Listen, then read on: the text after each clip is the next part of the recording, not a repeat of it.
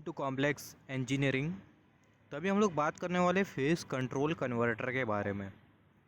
तो यहाँ पर ये जो फेस कंट्रोल कन्वर्टर है, सबसे पहले फेस का मतलब क्या होता है। फेस का मतलब होता है एंगल, इसको हम लोग मोर प्रिसाइसली बोल सकते हैं फायरिंग एंगल। तो फेस कंट्रोल कन्वर्टर ये एक ऐसे कन्वर्टर होते हैं जिसमें जो आउटपुट वोल्टेज है उसको हम लोग वेरी कर सकते हैं बाय वेरिंग दी फायरिंग एंगल। हमने इससे पहले डिस्कस किया है फायरिंग एंगल का मतलब क्या है। जिस एंगल पर हमारा एस टर्न ऑन हो जाता है, कंडक्ट करने लगता है, वो जो एंगल होता है उसको हम लोग बेसिकली बोलते हैं फायरिंग एंगल। तो यहाँ पर ये फेस कंट्रोल कन्वर्टर का मतलब क्या होता है, जैसे कि मैंने आपको बोला कन्वर्टर जिसमें आप आउटपुट वोल्टेज को वेरी कर सको बाय वेरिंग दी फायरिंग एंगल, ऐसे जो कन्वर्टर होता है इसको हम लोग बेसिकली बोलते हैं फेस कंट्रोल कन्वर्टर। तो यहाँ पर अभी अगर हम लोग देखें converter in which we can control the output voltage, converter जिसमें हम लोग आउटपुट वोल्टेज को वेरी कर सकते हैं, या फिर आप बोल सकते हो converter in which we can control the output voltage by varying the firing angle, that converter is called as phase control converter। तो phase control converter में जो आउटपुट वोल्टेज है आप उसको वेरी कर सकते हो। कैसा वेरी कर सकते हो? फायरिंग एंगल को वेरी करते हुए जो आउटपुट वोल्टेज है आप उसको वेरी कर सकते हो। तो कन्वर्टर जिसमें आप आउटपुट वोल्टेज को वेरी कर पा रहे हो फायरिंग एंगल को वेरी करते हुए, तो ऐसे जो कन्वर्टर होते हैं इसको हम लोग बेसिकली बोलते हैं फेस कंट्रोल कन्वर्टर। तो यहाँ पर ये जो फेस कंट्रोल कन्वर्टर है ये बेसिकली रेक्टिफायर भी हो सकते हैं और इन्वर्टर भी हो सकते हैं। यहाँ पर ये फेस कंट्रोल कन्वर्टर का अगर हम लोग क्लासिफिकेशन कंसिडर करें तो हम लोग फेस कंट्रोल कन्वर्टर को क्लासीफाई कर सकते हैं on the basis of device used, फिर उसके बाद on the basis of number of pulses. तो सबसे पहले हम लोग ये फेस कंट्रोल कन्वर्टर को क्लासीफाई करते हैं on the basis of device.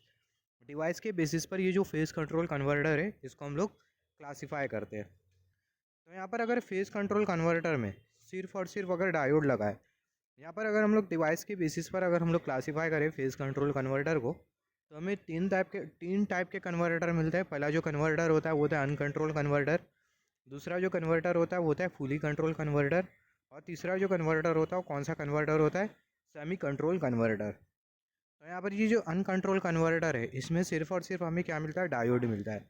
और ये फुली कंट्रोल कन्वर्टर में हमें क्या मिलता है, सिर्फ और सिर्फ एस मिलता है। और ये सेमी कंट्रोल कन्वर्टर में हमें डायोड और एस दोनों मिलता है। तो अगर आपको कोई कन्वर्टर में सिर्फ और सिर्फ डायोड मिल रहा है, अगर आपको कोई कन्वर्टर में सिर्फ और सिर्फ डायोड मिल रहा है तो ऐसा जो कन्वर्टर है आप इसको बोलोगे अनकंट्रोल कन्वर्टर।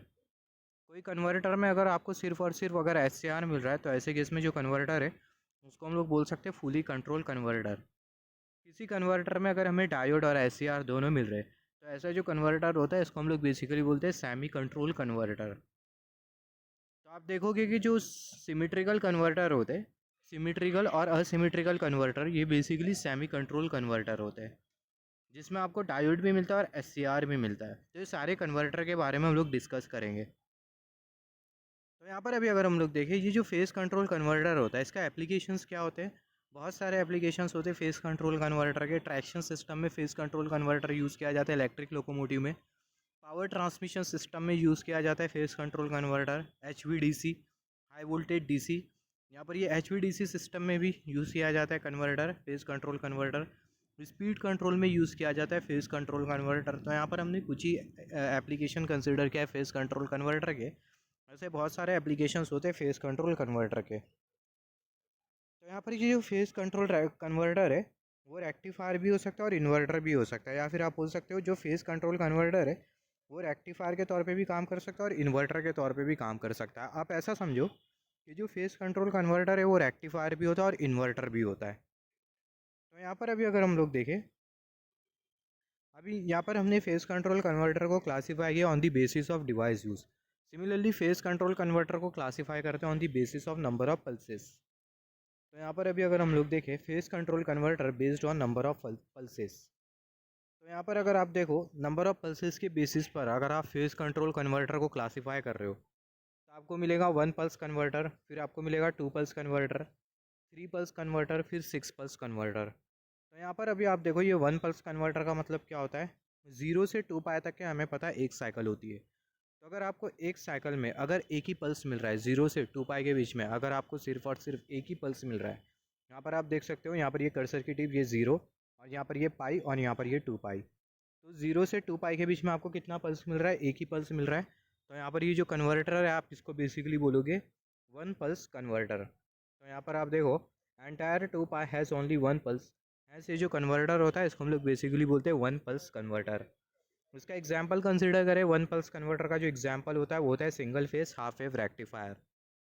सिमिलरली अगर हम लोग टू पल्स कन्वर्टर के बारे में बात करें तो टू पाई ड्यूरेशन में आपको कितने पल्सेस मिलेंगे?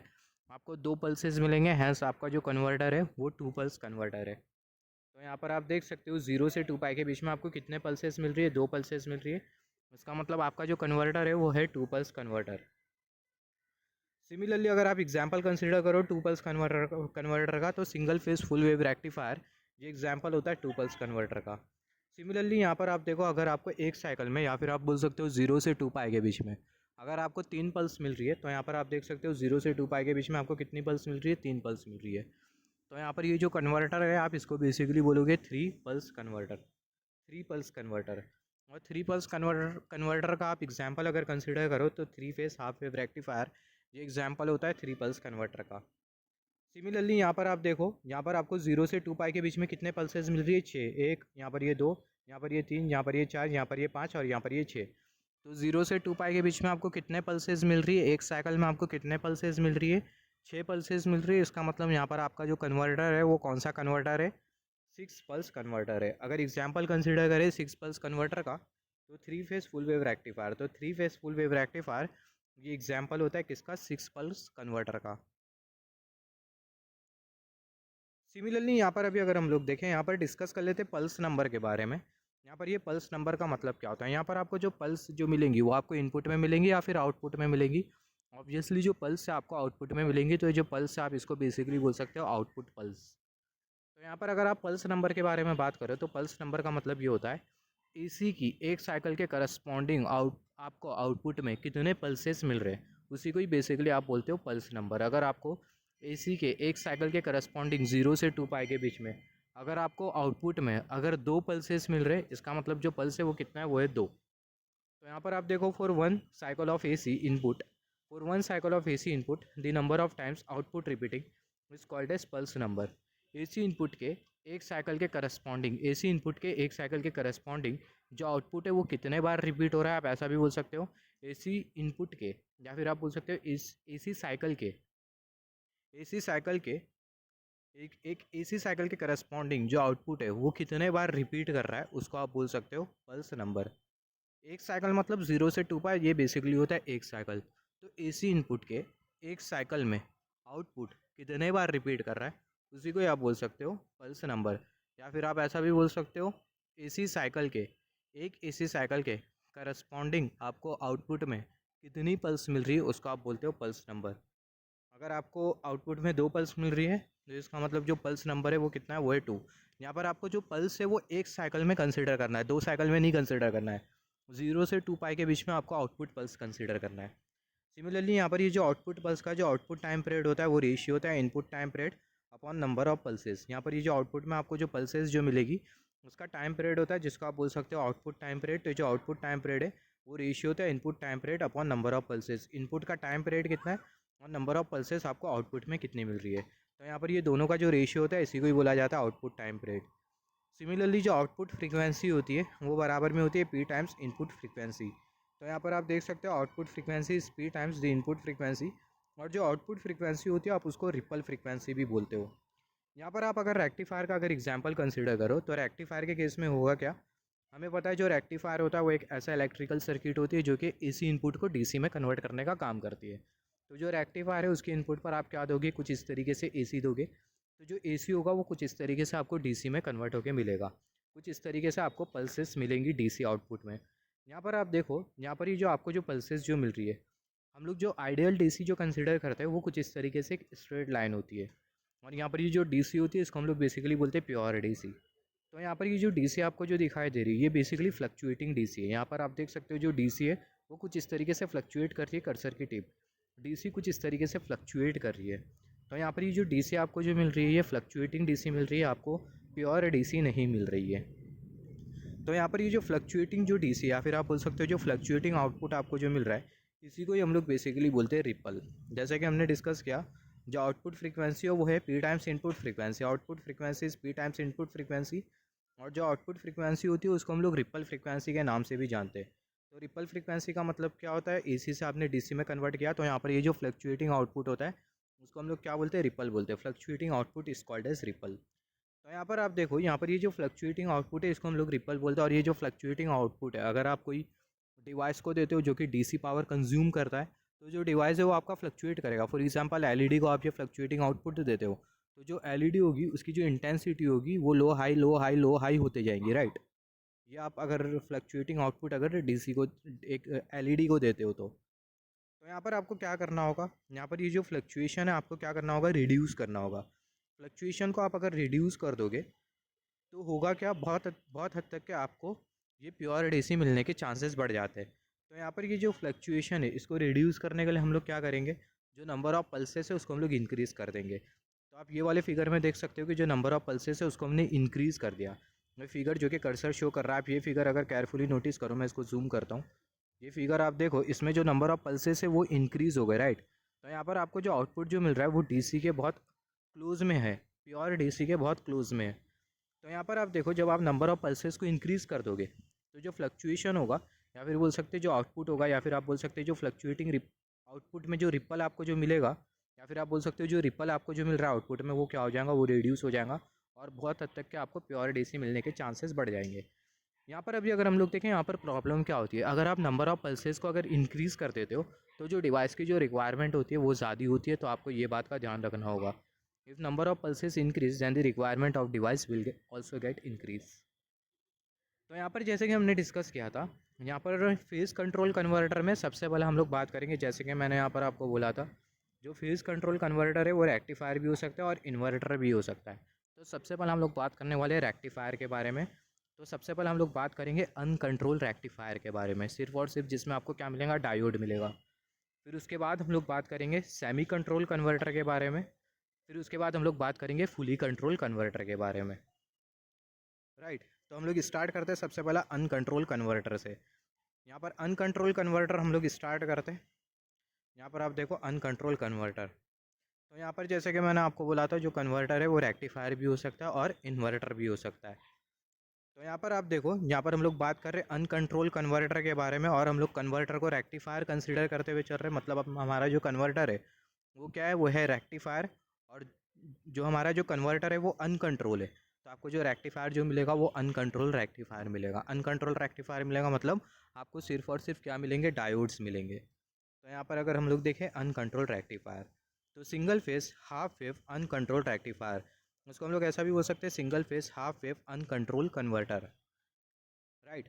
तो यहाँ पर आप देखो, single phase half wave uncontrol converter की जो सर्किटरी होगी वो आपको कुछ इस तरीके से मिलेगी। यहाँ पर हमने कंसिडर कर लिया supply voltage V sign omega T, और यहाँ पर हमने कंसिडर कर लिया डायोड, और यहाँ पर हमने कंसिडर कर लिया रेसिस्टिव लोड। अभी हम लोग जो लोड जो कंसिडर कर रहे हैं वो सिर्फ और सिर्फ रेसिस्टिव लोड है। फिर उसके बाद हम लोग आगे डिस्कस करेंगे रेसिस्टिव और इंडक्टिव लोड। तो यहाँ पर आप देखो, सिर्फ और सिर्फ कौन सा लोड लगा हुआ है, रेसिस्टिव लोड लगा हुआ है। तो यहाँ पर आपको डायोड के बारे में कुछ बेसिक कॉन्सेप्ट क्लियर होना चाहिए। जैसे कि हमने डिस्कस किया था, यहाँ पर हमने कंसिडर किया ये है डायोड। अगर ये डायोड अगर करंट को अलाउ कर रहा है, या फिर हम लोग बोल सकते हैं अगर ये डायोड में से अगर करंट फ्लो कर रहा है, इसका मतलब जो डायोड है वो क्या है, वो है ऑन। यहाँ पर हमने कंसिडर किया डायोड, और ये डायोड के थ्रू जो करंट जो फ्लो कर रहा है उसको हमने कंसिडर किया IA। तो अगर डायोड में से करंट फ्लो हो रहा है, इसका मतलब जो डायोड है वो क्या है, ऑन है। और इसका मतलब जो डायोड का जो करंट है वो ज़ीरो के कंपैरिजन में ज़्यादा है। और जब भी हमारा डिवाइस कंडक्ट करता है, इसका मतलब कौन सी कंडीशन होती है, शॉर्ट सर्किट कंडीशन होती है। शॉर्ट सर्किट कंडीशन को हम लोग कुछ इस तरीके से शो करते हैं। यहाँ पर हम लोग जो केसेस जो कंसिडर कर रहे हैं, बेसिकली आइडियल केसेस कंसिडर कर रहे हैं। सिमिलरली यहाँ पर ये वाला डायोड हमने कंसिडर किया है, जो डायोड है वो करंट को अलाउ नहीं कर रहा। Current is not flowing from the diode, मतलब ये जो डायोड है इसके थ्रू करंट फ्लो नहीं कर रहा है। इसका मतलब जो डायोड है वो क्या है, वो है ऑफ। डायोड करंट जो है वो ज़ीरो के कंपैरिजन में कम है। आप एज्यूम कर सकते हो जो डायोड करंट है वो नेगेटिव है। और यहाँ पर आपका डिवाइस कंडक्ट नहीं कर रहा है, इसका मतलब कौन सी कंडीशन है, ओपन सर्किट कंडीशन है। तो यहाँ पर ये कुछ पॉइंट्स है जो कि आपको बहुत अच्छी तरीके से पता होना चाहिए। जब आपका डिवाइस कंडक्ट करता है तो आपको आउटपुट वोल्टेज और आउटपुट करंट मिलता है। जब आपका डिवाइस कंडक्ट नहीं करता तो आपको आउटपुट वोल्टेज और आउटपुट करंट नहीं मिलेगा, चाहे डायोड होने दो चाहे SCR होने दो। दूसरा, जब आपका डिवाइस कंडक्ट करता है तो कौन सी कंडीशन होती है, शॉर्ट सर्किट कंडीशन होती है। जब आपका डिवाइस कंडक्ट नहीं करता तो कौन सी कंडीशन होती है, ओपन सर्किट कंडीशन होती है। तीसरा पॉइंट, जब आपका डिवाइस कंडक्ट नहीं कर रहा तो डिवाइस के अक्रॉस जो वोल्टेज ड्रॉप होता है वो मैक्सिमम होता है। और जब डिवाइस कंडक्ट करता है तो डिवाइस के अक्रॉस जो वोल्टेज ड्रॉप होता है वो नेग्लिजिबल होता है। तो कुछ इंपॉर्टेंट पॉइंट है जो कि आप नोट डाउन कर लो, जो कि आपको आगे काम आने वाले हैं। ये जो मैंने आपको जो पॉइंट बोला, जब डिवाइस हमारा कंडक्ट करता है तो आपका आउटपुट वोल्टेज और आउटपुट करंट मिलता है। ये जो पॉइंट है ये बहुत इंपॉर्टेंट है, ये आगे आपको बहुत हेल्प करेगा।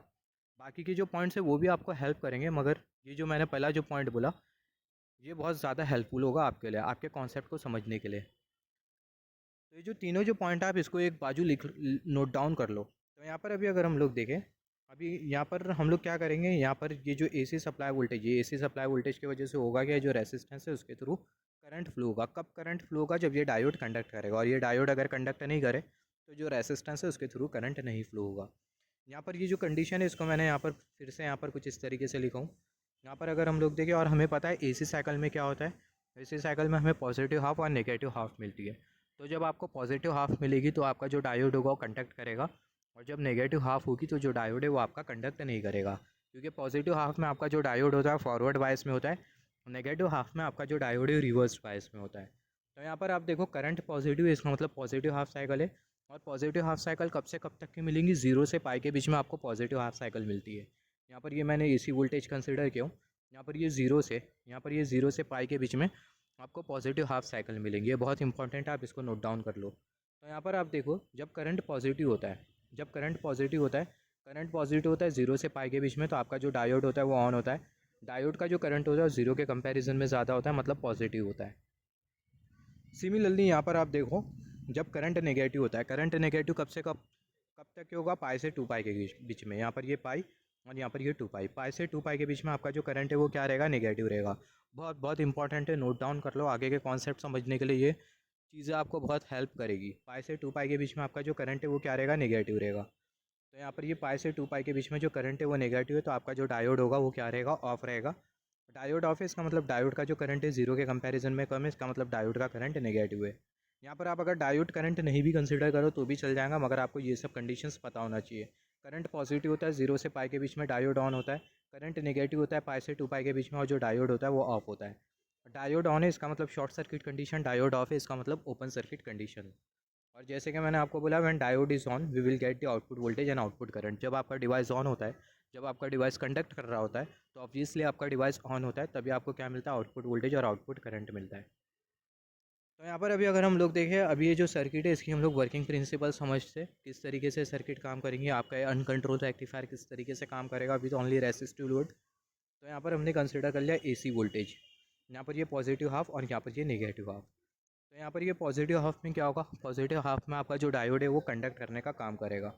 तो पॉजिटिव हाफ में ये डायोड कंडक्ट कर रहा है, इसका मतलब कौन सी कंडीशन है? शॉर्ट सर्किट कंडीशन है। राइट, कौन सी कंडीशन है? शॉर्ट सर्किट कंडीशन है। और जो डायोड है वो क्या है? वो है ऑन। तो यहाँ पर आप देखो, आपका जो डिवाइस है वो कंडक्ट कर रहा है, तो ऑब्वियसली आपको आउटपुट वोल्टेज मिलेगा और आउटपुट करंट भी मिलेगा। तो यहाँ पर हमने वेव फॉर्म कंसिडर किया है, किसके लिए? आउटपुट वोल्टेज के लिए। यहाँ पर हमने वेव फॉर्म कंसिडर किया आउटपुट वोल्टेज के लिए। तो आप देखो यहाँ पर आपको कुछ इस तरीके से आउटपुट वोल्टेज मिलेगा कट सर्किटिव, और एट दी सेम टाइम आपको आउटपुट करंट भी मिलेगा। तो यहाँ पर आप देखो आपको आउटपुट करंट भी मिल रहा है। यहाँ पर जो आउटपुट करंट का जो एम्पलीट्यूड होता है वो आउटपुट वोल्टेज के कंपैरिजन में कम होता है। यहाँ पर हम लोग देख सकते हैं जो आउटपुट करंट का जो एम्पलीट्यूड है वो आउटपुट वोल्टेज के कंपैरिजन में कम है। और यहाँ पर ये जो आउटपुट करंट जो फ्लो होगा, जिसको हम लोग कंसिडर कर सकते हैं आई नॉट, जो आई नॉट जो करंट होगा, या फिर आप बोल सकते हो जो करंट जो फ्लो कर रहा है सर्किट में आई है, वो किसके बराबर में रहेगा? V M sine omega T, और डिनोमिनेटर में क्या है? आर। यहाँ पर हमने कंसिडर किया है ओम्स लॉ, और यहाँ पर जो लोड है वो कौन सा लोड है? रेसिस्टिव लोड लगा हुआ है। तो यहाँ पर अभी अगर हम लोग देखें, यहाँ पर आपको कुछ इस तरीके से आउटपुट वोल्टेज मिलेगा, और जो आउटपुट करंट है वो आपको कुछ इस तरीके से मिलेगा, और जो आउटपुट करंट है वो बराबर में रहेगा वी एम अपॉन आर के। वी एम आपको क्या इंडिकेट कर रहा है? मैक्सिमम वोल्टेज इंडिकेट कर रहा है, और ये जो आर है वो आपको इंडिकेट कर रहा है आपका रेसिस्टिव लोड। और सिमिलरली जैसे कि हमने डिस्कस किया था, जब हमारा डिवाइस कंडक्ट करता है तो जो डिवाइस के अक्रॉस जो वोल्टेज ड्रॉप होता है वो क्या होता है? वो नेग्लिजिबल होता है। आपका डिवाइस कब से कब तक के कंडक्ट करेगा? 0 से पाई के बीच में डायोड कंडक्ट करेगा पॉजिटिव हाफ साइकिल में।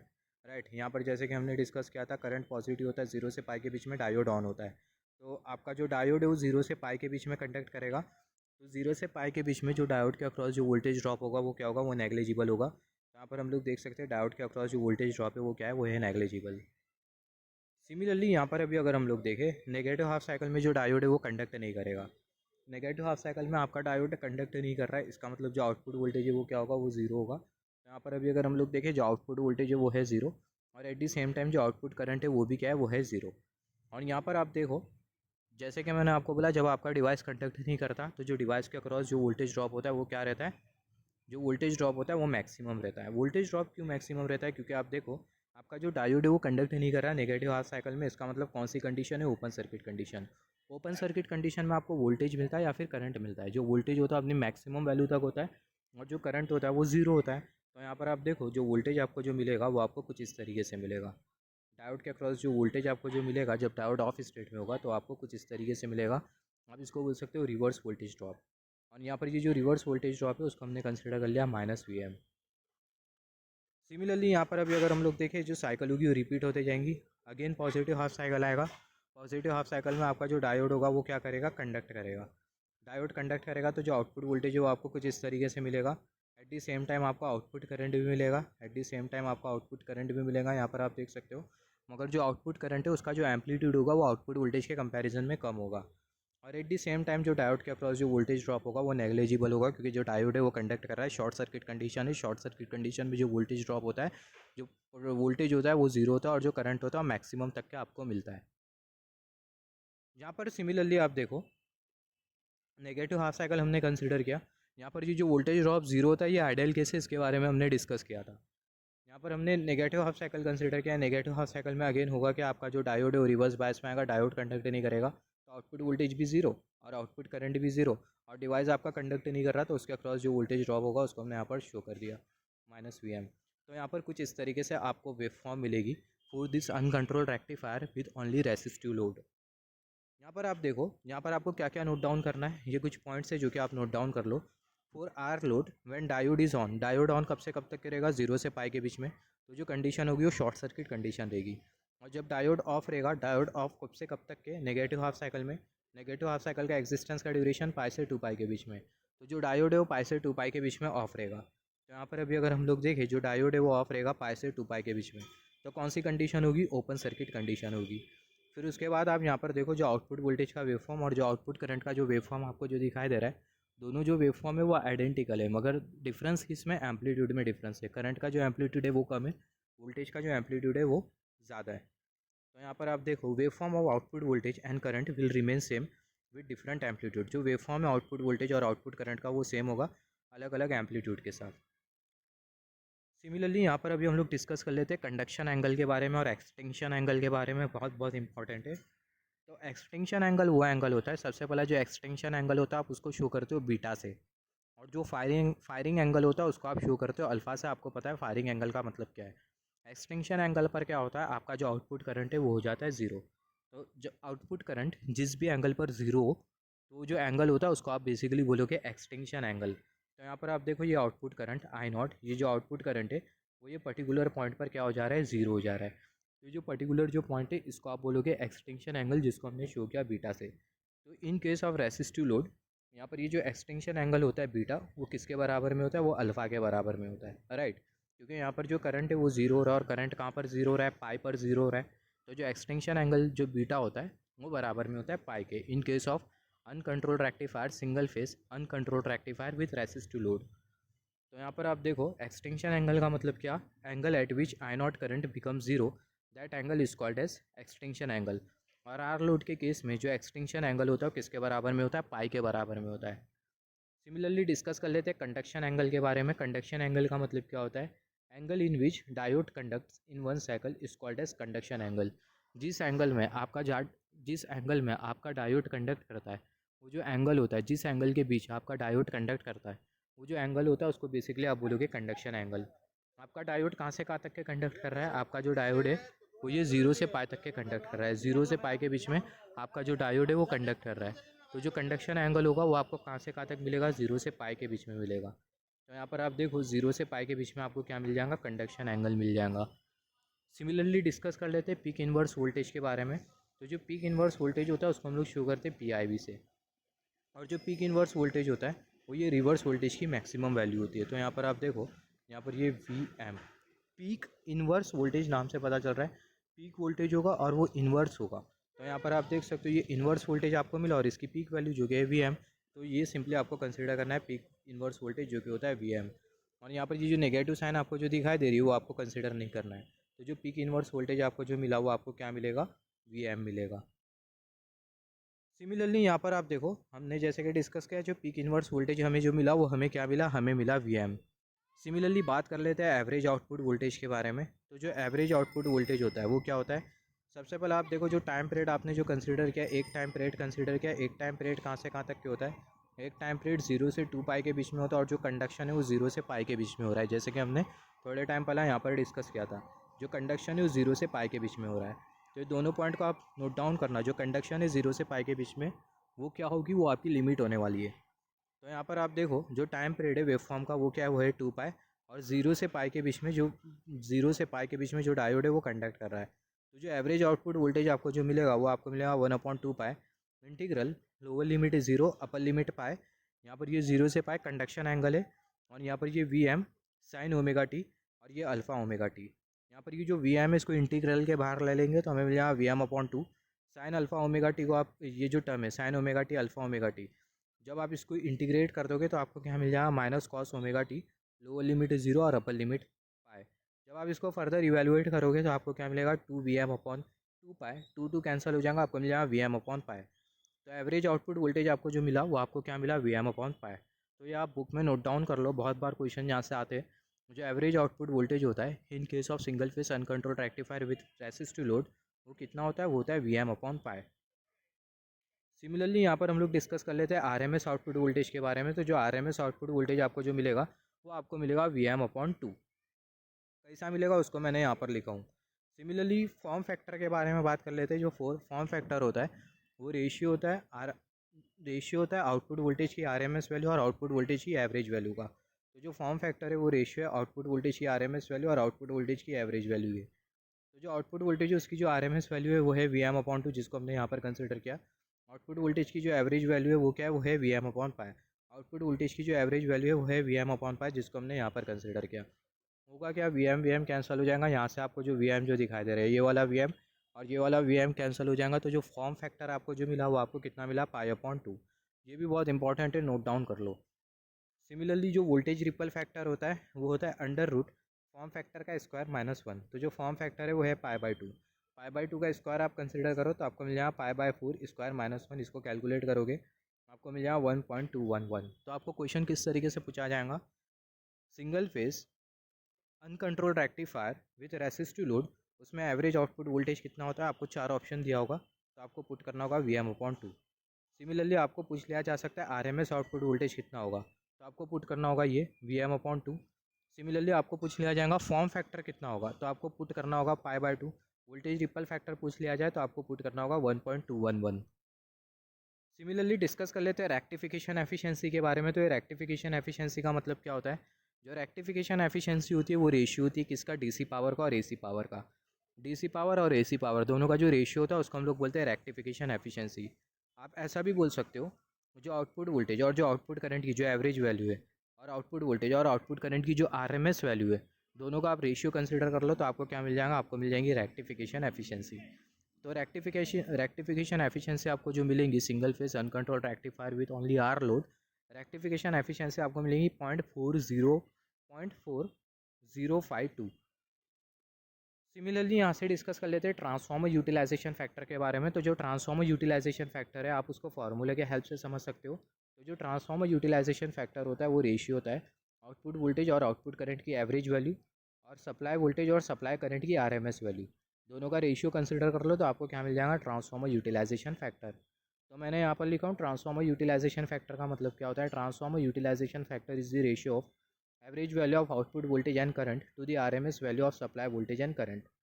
और similarly single phase half wave rectifier के लिए जो ट्रांसफॉर्मर यूटिलाइजेशन फैक्टर आपको जो मिलेगा वो आपको मिलेगा 0.2864।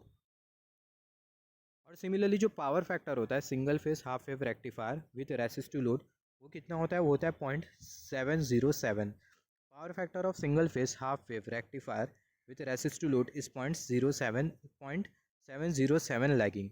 और ये लैगिंग पावर फैक्टर आपको इसलिए मिलता है क्योंकि जो AC सप्लाई होती है उसमें हार्मोनिक प्रेजेंट होते हैं, जिसकी वजह से जो पावर फैक्टर होता है वो लैग करता है। Lagging power factor is due to the current harmonics on AC side. AC side पर करंट हार्मोनिक की वजह से आपको ये लैगिंग पावर फैक्टर मिलता है।